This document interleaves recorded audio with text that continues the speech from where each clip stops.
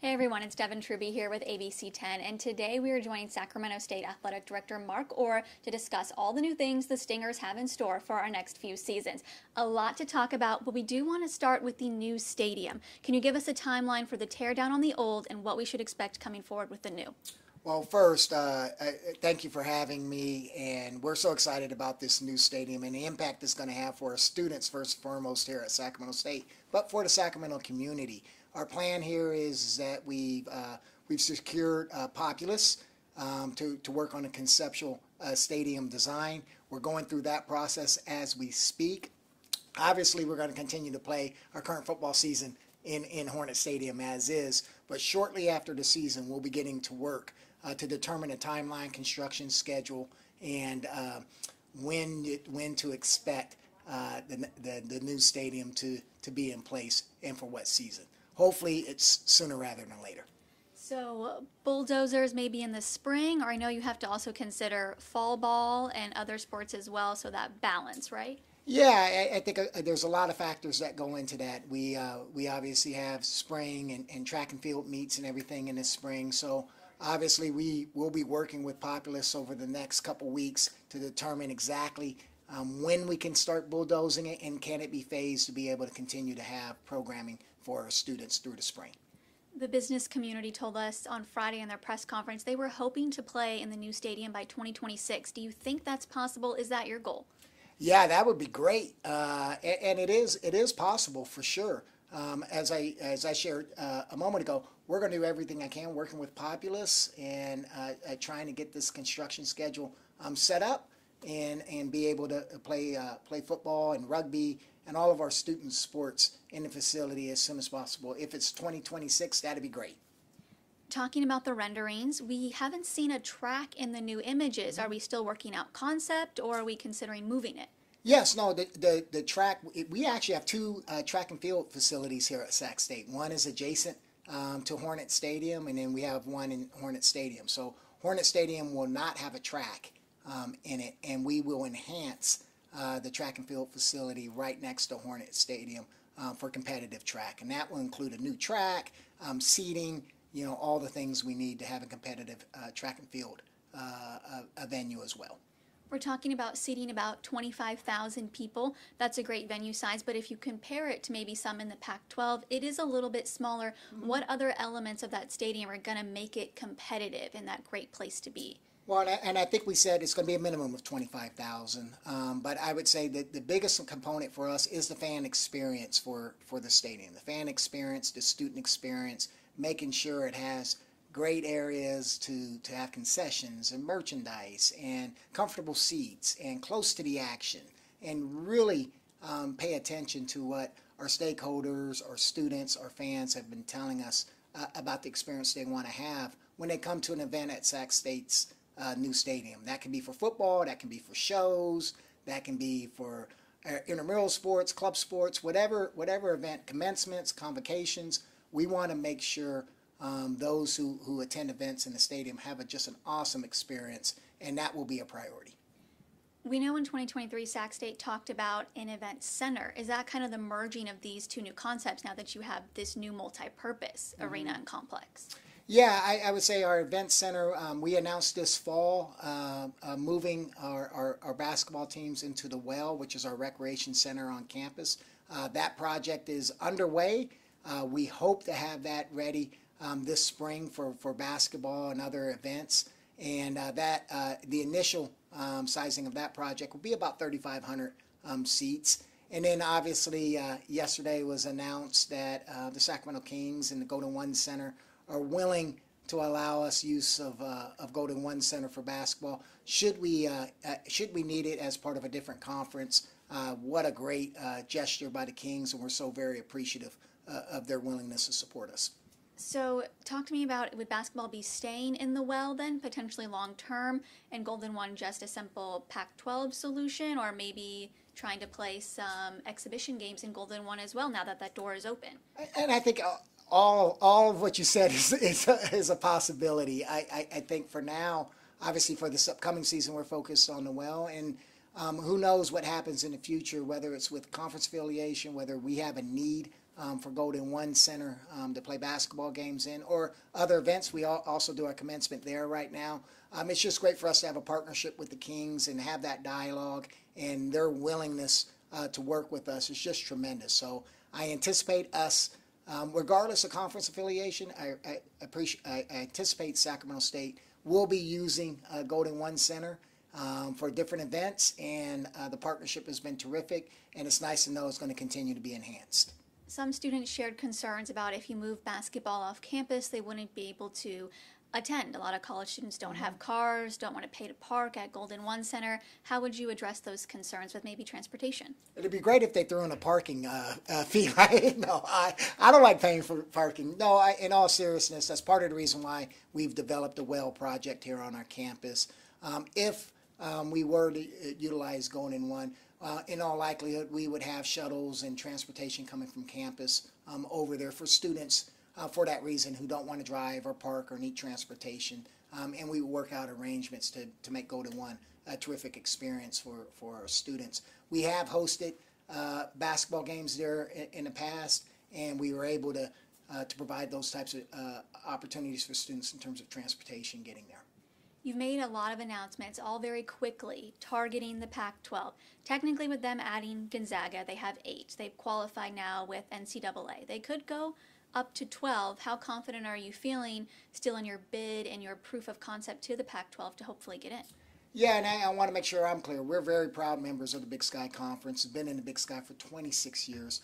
Much of the announcements that have been coming out has been through the Sac-12, which we very much support the local leaders and you know what they're doing and their support for us. Sacramento State, we certainly are doing everything we can to put our student athletes in the best possible position to have success. So announcing a new stadium, regardless of whatever conference we're in, our stadium, I know you've been there, has been around since 1969. It has temporary restrooms, temporary concessions, so it's time. We need a new stadium. And that's not driven by conference realignment. That's driven by our students' need. So we're focused on Sac State, making our situation for our students and for our community the best it possibly can be. I wish I had a crystal ball to say what's going to happen with NCAA conference realignment. It feels like there's something new every day. You mentioned Gonzaga into the Pac-12. You know, I was a former Cal football player at UC Berkeley. It's amazing they're in the Atlantic Coast Conference right now. So I don't know what's going to happen with conference realignment, and quite frankly, what that means for Sacramento State. I do know we're going to do everything possibly we can to represent this community, our students, do what's best, enhance facilities, secure name, image, and likeness resources, advance scholarships, and we're 100% committed to that. And what that means for the future in terms of conferences and all those types of things, I wish I knew. I wish I can sit here and tell you, here's what's going to happen, here's where we're going to be, this is what it's going to look like. But as you've seen in the NCAA landscape right now, it's so volatile, I don't know what's going to happen. You're feeling at all confident? The Pac-12 gave ABC 10 a statement saying that they noticed Sacramento State. They like institutions like yourself making big moves. How does that make you feel? That makes me feel proud of Sacramento State, and that's not surprising. We are doing great things here at Sacramento State and in our community. So I'm proud of our efforts. I'm proud of the efforts of our local leaders and community of supporting us.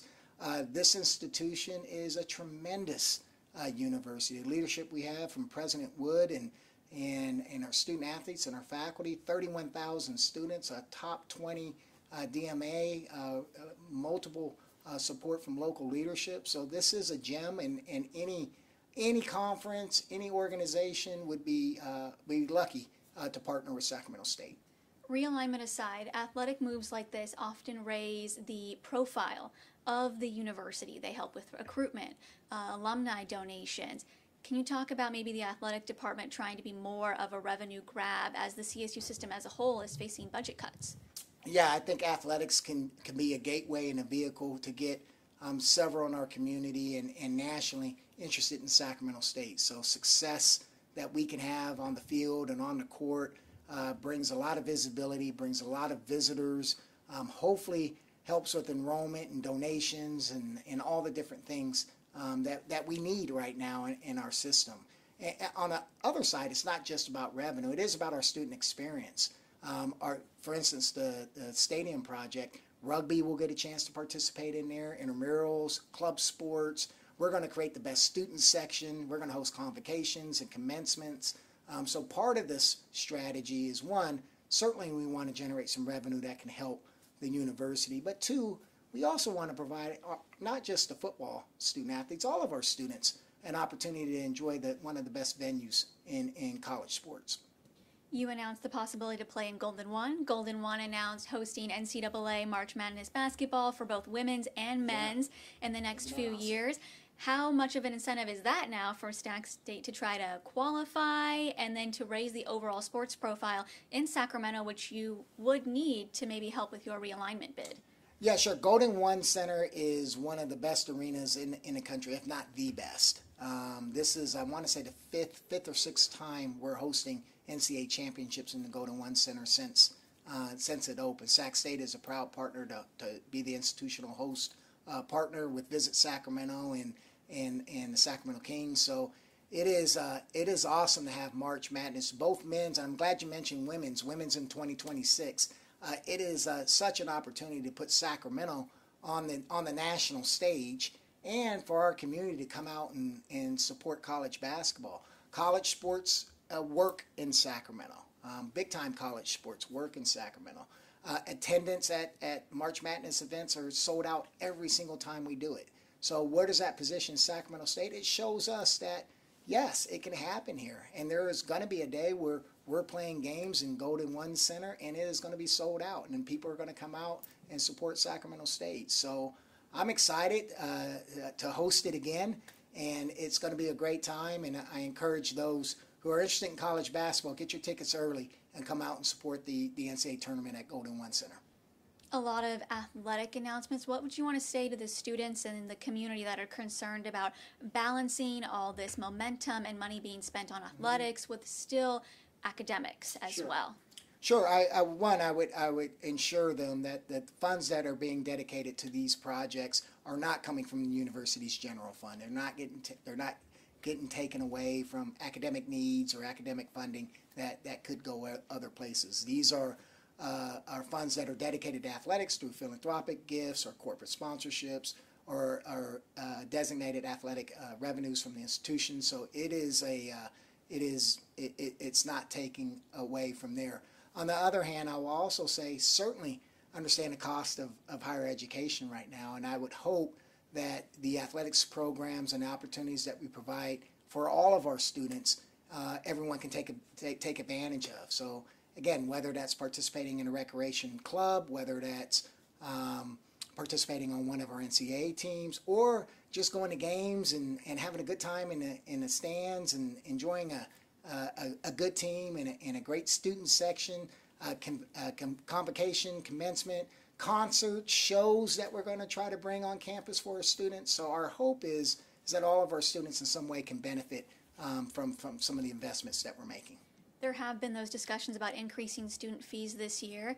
One of those fees did have to do with intramurals and different things like that.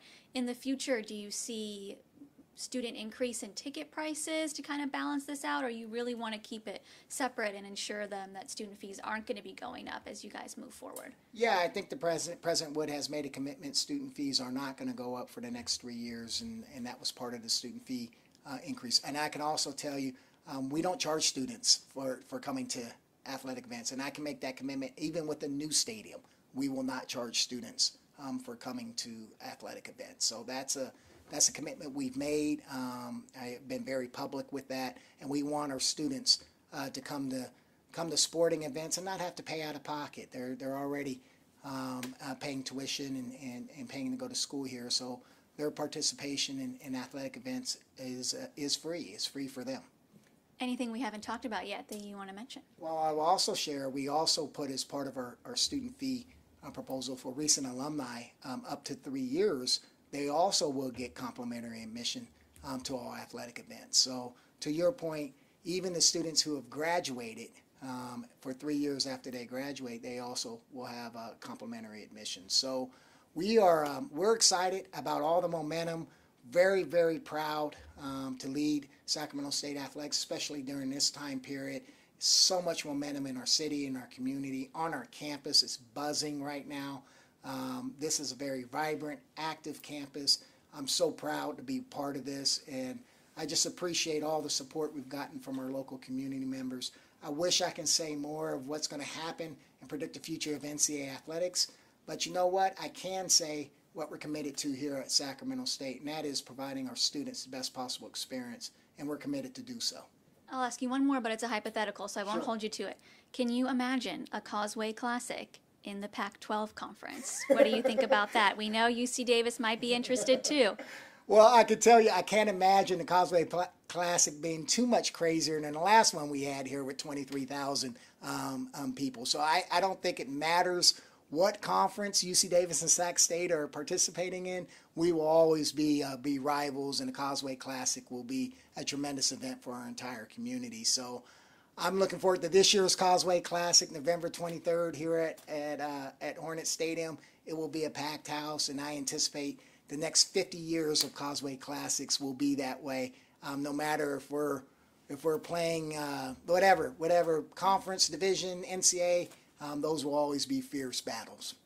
All right, well, you heard it here first, and you can watch the full story tonight at 5 and 6 p.m. on ABC 10. We'll show you all those amazing new rendering images, and remember, you can watch us anytime, anywhere, at your convenience for free on the ABC 10 Plus app. We'll see you there.